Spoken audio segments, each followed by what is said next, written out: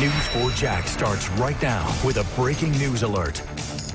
A massive burglary bust described as possibly the largest in years. Detectives serving a search warrant for a stolen trailer discover a virtual treasure trove of hot property. It's absolutely crazy.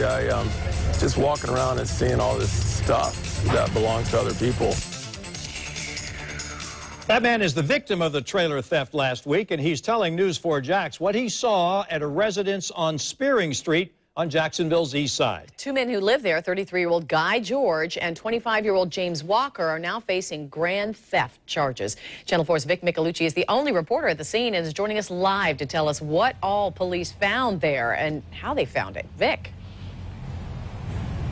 And officers appear to have struck gold here. We are talking about potentially hundreds of stolen items all throughout this property, in the backyard, in the side yard, in the front yard. Some items even stashed in the attic, according to officers. There are still lots of police here inside and outside the home doing their investigation. They have been here all throughout the day, and they tell me that that fence back there was probably used to hide the stolen property, and now it appears that they have solved several cases. This dusty little street just might be the busiest road in Jacksonville today. Check out this traffic. All these trucks filled with people picking up their stolen property. We lost 2 trailers, some roll-up doors, some smaller equipment, a lift. Man, just all kinds of different things, ice machine parts. Police arrested the 2 men who lived here, Guy George and James Walker. JSO detectives searched this property after getting a tip that a $150,000 mobile TV trailer stolen from PRI Productions was here. We showed you the surveillance video when it happened last week. Officers found it behind this fence, gutted and scrapped, and hundreds of other possibly stolen items. We're just taking the investigation slow. There's a lot of items to be inventoried and reviewed and compared to reports, because there's a lot of items that were reported stolen that nobody had serial numbers to. So we're trying to see if there's any reports related to that item description and see if we can get it returned back to the victim. It's absolutely crazy. Just walking around and seeing all this stuff that belongs to other people. PRI Productions owner came by to check out the trailer this afternoon. He says it's destroyed. For them to work that hard, maybe they should just get a job, you know, because they worked really hard to do what they did. All throughout the day, people came to pick up their stolen motorcycles, lawnmowers, trailers, and tools. Many thanked the officers for getting their stuff back. Appreciate everything you did. No problem. Thank you. I'm glad you were able to get some back.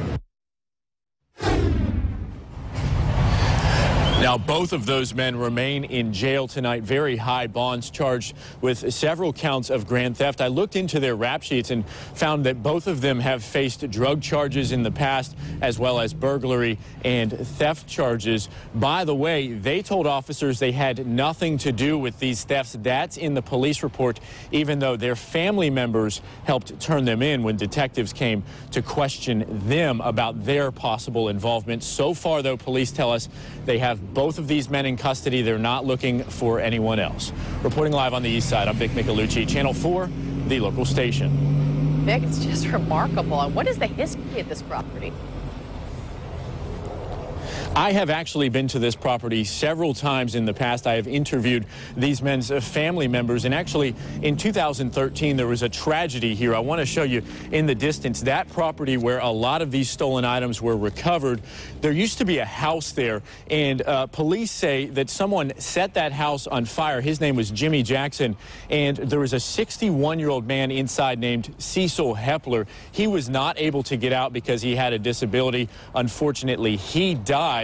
Jackson was charged with arson and murder. He is now in jail, still waiting for his trial. So that happened. And actually, we at Channel 4 did several stories and helped this family clear their property and get volunteers to get some of the rubble off of their property. So certainly a disturbing and disappointing twist here. I'll say. Vic Michelucci reporting to us live. Thank you, Vic.